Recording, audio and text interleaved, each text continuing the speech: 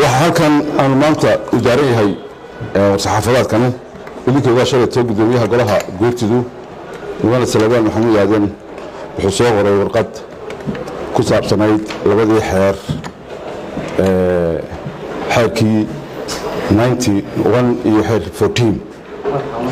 ورقد حكوسها قاتشي قدوميها قالها وكيلها وقد أنا وتقدر ركسنتين صحافتنا وتباركتين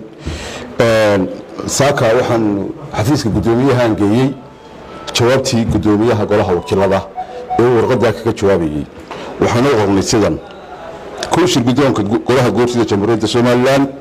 وشهدوا جواب علم قالها وكيلها إلى حديده سؤالنت وحكى بدلك إيه كابست حير كدور الشوي كحير نمبر 91 2022 إيه حير نمبر 14 2022 ماذا قدومي أنا قلت راعينا ورالك وشهديسو ورالك وشهديسو هذا علمت وحكى بدل كي كابست حير نمبر 91 2020 هي حير نمبر 14 2011 كنت أرخص سنة 2609 2022 إسلام كان سمدي سواهيد كلها قلت ذا جمهورية الصوماليلان 5509 2022 أنا قلت دولنا ولكن وجدتي سوهيد قرانك أنصحنت أيها حق بدلك أيها كابست حير كجود إدارشينك يعود بحياشة حير نمبر 91 2022 سمدي سواهيد كلها وكيلها كفرق أفراد 9940 2022 إسلام كان كنت أرخصنا لباتن كبيشي سقالات لباتن أبي لباتنك ولكن وجدتي أهيد قرآن كان صحنته لفاق وحكى بدل كي كابست حيرك نظامك أورهذا سياسة إيان صحنته أصحابته سياسة حير بالفردين 2022 سمدي سنة هيد وله وكيل هذا كالفرد أفراد 939 2022 إسلام كان قطار خيسناي 2009 2022 أنا قلت راعينا ولك سوتشينته ولا الترياش الشرعي يقوله وكيل هذا يسوق بيين إلى حريره أهنتم وراك ما الآخرين أي سوق جديد هذا أنا قلنا إياه واجباتك قدوميها قلها وكيلها كنت معمن قلب كسيدات فرقدي الطبلات يلحي الطبلات حراسات قلها وكيلها حير نمبر 01 2021 إسلام كانت راعية وراك وجدي ستهاي علمته وتح راعيسو كل حسين هاي وحن هالكن كوسو قدبينيا جواب علمتي الشرعي يقولها وكيلها إلى حريبه قرارك السؤال أنت حيرك كل كحسن كل قولها وكيله وحسوا فحسن قلب كل حس يعني تدرات سنية اللي الدستورك وجد بي قولها قوتية حير كون صحي قوان قوله كل لبا قولها وكيله يسقوا كدولية قلب كتدراتنا فرقدي سكوا ذو بيجان سيان لبلا قوله برلمانك وحال اسمه هذا قولها وكيله يقولها قوتية ميد وليبا مشروع شرعي وانسحيي وحقوق الدنيا قولها كلا سورة ايضا تلوين وغسية صدح قولها وكيله يساقوا قدونية واجبات كيسا كحسن قولب كتجارات الاستيد فرغدي سكوات وقول بيغان سيدان مشروع الشرعي كاستا وان هين كوة مالية وقولها وكيله أغلبية كو أقرادو وإن لو قد بيا قولها قوتية هذا ما دام وقالها وكيله سوى فقسان قضب كتدلات الاستيد فرقد سكواد الدستورك وجود بيه قالها قورتيدا وحكى بدل كي كابست حير كان قالها قورتيدا وحاو بناني سوى فقسان قضب كتدلات الاستيد حرف كي سبع الدستورك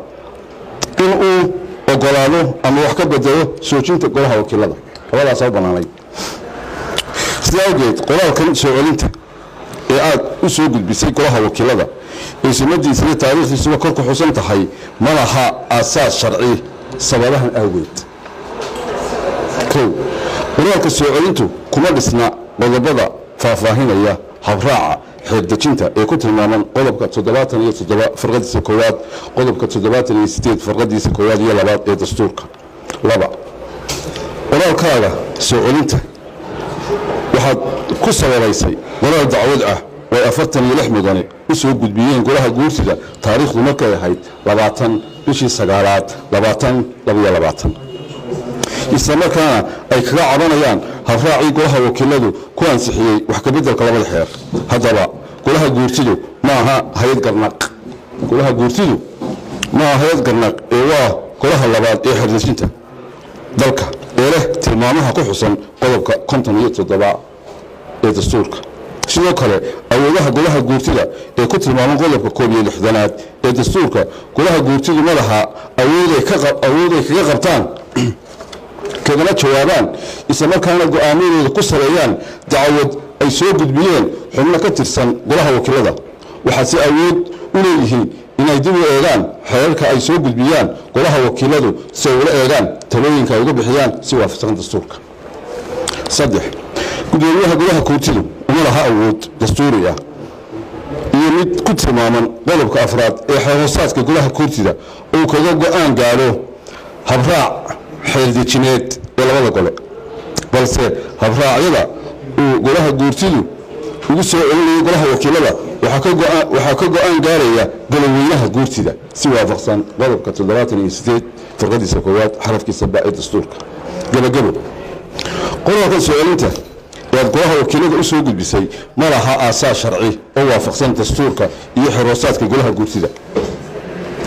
waxaana waajib ku ah goloweynaha guurtidu inay ka gutaan waajibaadkooda dastuuriga ah ee ku xusan qodobka 78 farqadiisa koowaad xarafkiisa ba oo waajibinaya in golaha guurtidu xeerarka golaha wakiilada u soo gudbiyaan ogolaadaan ama wax ka bedelaan una soo jeediyaan golaha wakiilada.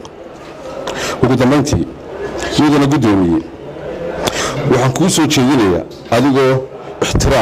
ixtiraamaya dastuurka iyo xeerarka golaha guurtida inaad xeerkan golaha wakiilada in xeerkii golaha wakiiladu wax ka bedelaya kaabista ku sameeyeen aad hor dhigto goloweynaha si ay waajibaadkooda dastuuriga uga gutaan. allah ma hadle gudoomiyaha golaha wakiilada mudane cabdirasaaq khaliif axmed. wasalaamu calaykum waraxmatullaahi wabarakatuh.